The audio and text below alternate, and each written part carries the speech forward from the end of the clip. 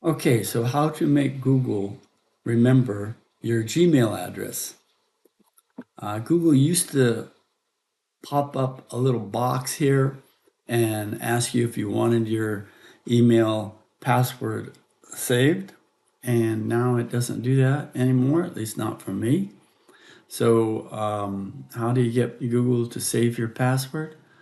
Go over here to these three dots, click on that, go down to settings, click on that, go down to autofill, click on that, password manager, click on that.